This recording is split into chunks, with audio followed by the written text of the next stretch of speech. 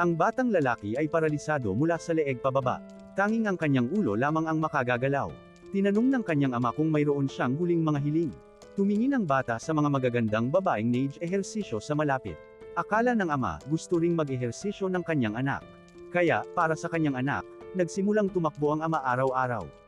Nagpatala pa ito sa isang marathon at ipinasyang isama ang kanyang anak. Habang nagtutulak ng wheelchair sa karera, hindi na maalayan ng ama na may plastic na nakatikip sa mukha ng bata. Halos hindi makahinga ang anak. Buti na lang, agad itong napansin ng ama at nailigtas siya.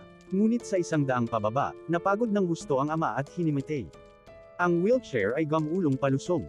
Dinampot ang ama sa isang ambulansya. Habang papalayo ito, naiwan ang bata sa isang kanal sa tabi ng kalsada.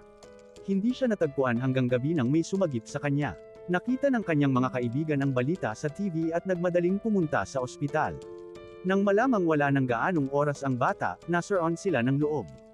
Ipinasyang dalhin siya sa beach na matagal na niyang gustong puntahan. Nang gabing iyon, pinalabas nila siya ng palihim mula sa ospital.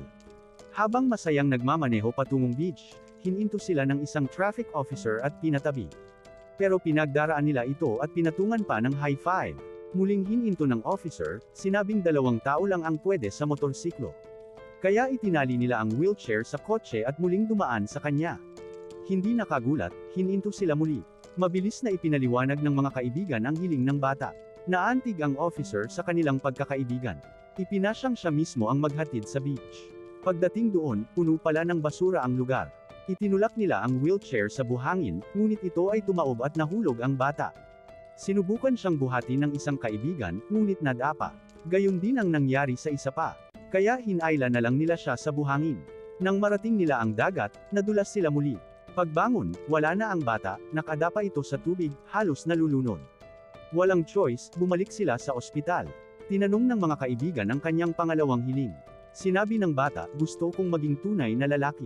Ipinasyang tulungan siya. Kinabukasan, hiniling ng isang kaibigan sa dating kaklase na maging girlfriend ng bata. Sinampal siya ng malakas. Sa susunod na babae, sinampal din siya. Namaga ang mukha nila sa sobrang sampal.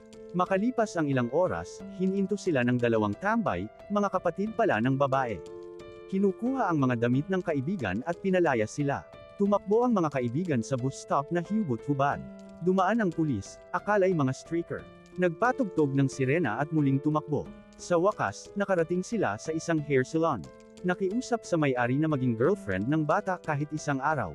Pumayag ang babae pagkatapos marinig ang kwento. Bihisan nila ang bata, at pumasok ang babae sa kwarto.